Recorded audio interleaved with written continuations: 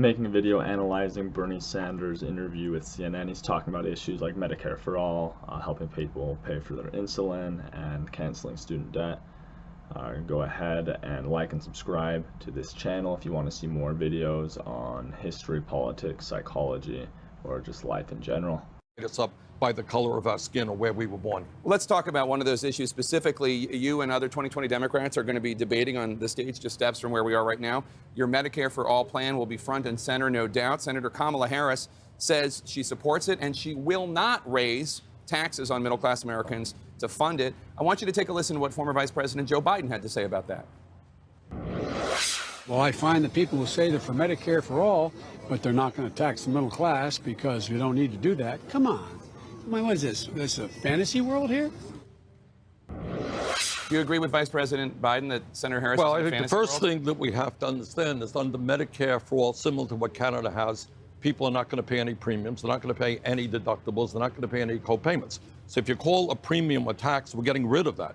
But I do believe that in a progressive way, people will have to pay taxes. The wealthy will obviously pay the lion's share of those taxes. But at the end of the day, the vast majority of the American people will pay substantially less for the health care that they now receive because we're going to do away with hundreds of billions of dollars of administrative waste. We're going to do away with the incredible profiteering of the insurance companies and the drug companies. So people will be paying, in some cases, more in taxes, but overall, because they're not going to pay premiums, deductibles, co-payments, they'll be paying less for their health care. So is Vice President Biden correct that anybody who says Medicare for All is going to happen, but we're not going to raise taxes on anybody or on the middle class, No, I think is a fantasy world? Well, obviously, health care is not free. Right now, we pay through premiums and out-of-pocket expenses. In Canada, it's paid through taxes. We'll have to do that. A senior aide to former Vice President Biden is laying out his campaign's debate strategy in a new memo that they issued this weekend. The strategist writes, quote, he's going to draw a contrast where there are policy disagreements in the field, like on health care.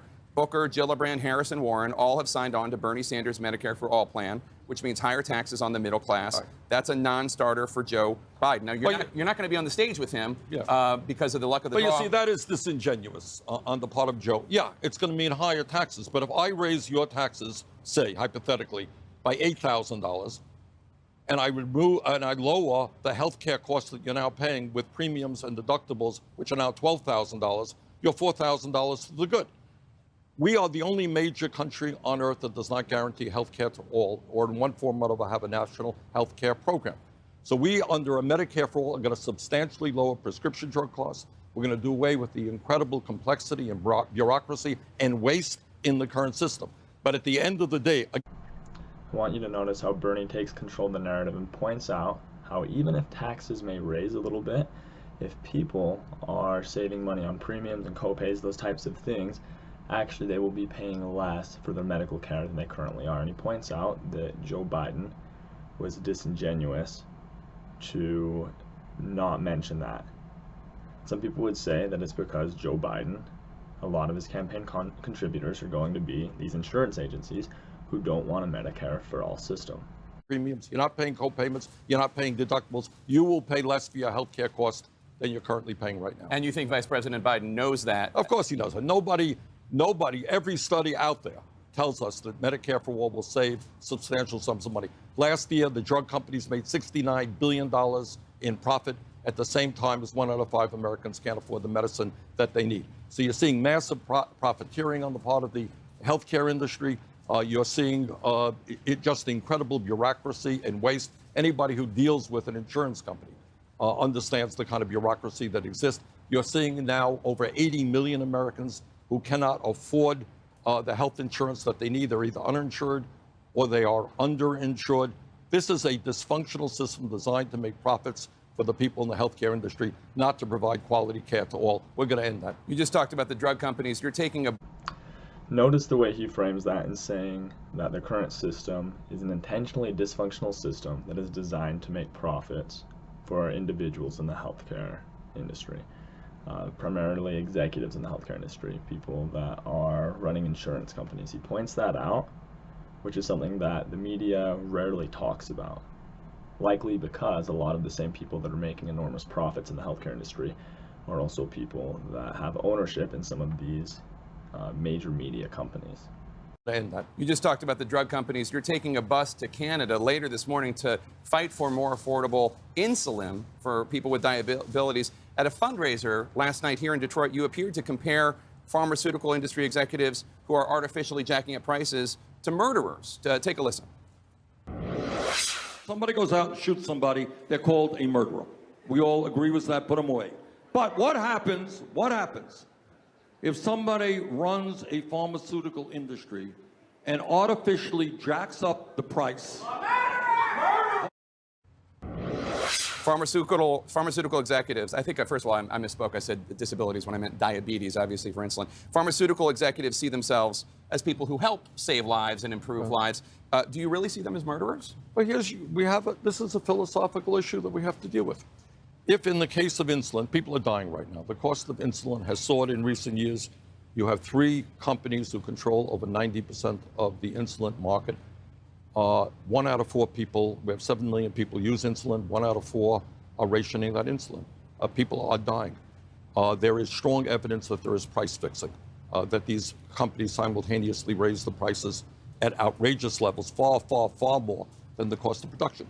Jake, if I have a product that costs me a few dollars to make, and I jack up that price, and you can't afford it, and you die, what do you call me?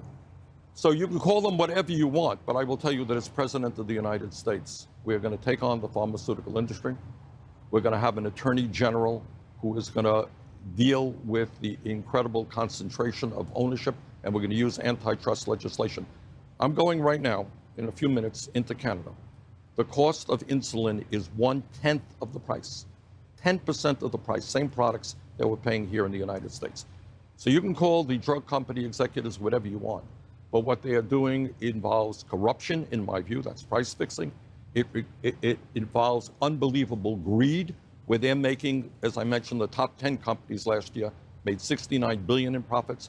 Top 3 insulin companies made $14 billion in profits, and people are rationing. 1 out of 4 people are rationing their insulin, and people are dying.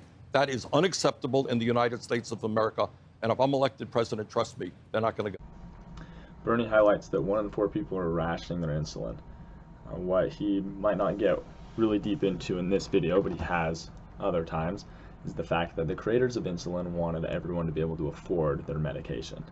So it's not the people that created it that are now making a huge profit. It's some businessmen that probably invested into these companies, had nothing to do with the science of creating insulin, and now they're making a huge fortune, mainly because they already had money to begin with to invest in the first place. And so Bernie's saying that he's going to hire an attorney general, and he's going to go after these companies and make sure that people can afford their insulin. Objective people, or people that know someone who struggles to pay for their insulin, they would likely be in favor of this. Going to get away with that. You recently revealed a plan to forgive all $1.6 trillion of student debt in the U.S., covering 45 million people. Senator Cory Booker had some criticism of that. Again, you're not going to be on the stage with him, so I want to give you a chance to address it. Here's Senator Booker. It's canceling debt for people that are of higher income brackets or going into jobs, whether they're large corporate jobs or Wall Street jobs that are going to give them the ability to pay back their money.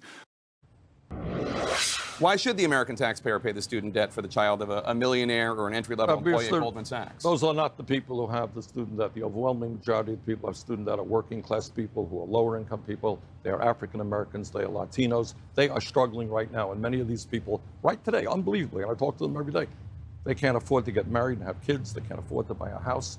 They can't afford even to buy a car. There's a tremendous weight of oppression around their shoulders. They were told, go to college, and they did. They took out huge loans. They were told they're going to get good paying jobs. Well, that did not happen. Now, my view is that if the United States Congress could bail out the crooks on Wall Street who destroyed this economy, if we can give $1.5 trillion in tax breaks to the top 1% and large profitable corporations like Amazon, $11 billion profits in last year, owned by the wealthiest guy in this country, doesn't pay a nickel in federal income taxes. If we can do that, you know what? We can help save a generation, the millennial generation, and cancel those debts. This is a point that Bernie brings up that although I can sympathize with where he's coming from, I'm not positive that I completely agree with him.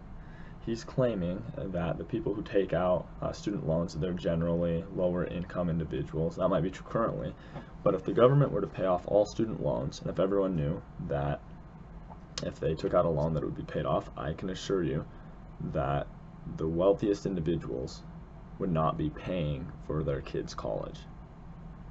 At that point, if they knew that the government would pay off the loans, they would tell their kids, get a loan, and then it's going to get paid off by the government. The government will take care of it. And then they would be using that money to maybe help their kids invest in some other assets. And so even though there might be good intent, there could potentially be unforeseen consequences if the government were to just pay off everybody's student debt and to continue to do so.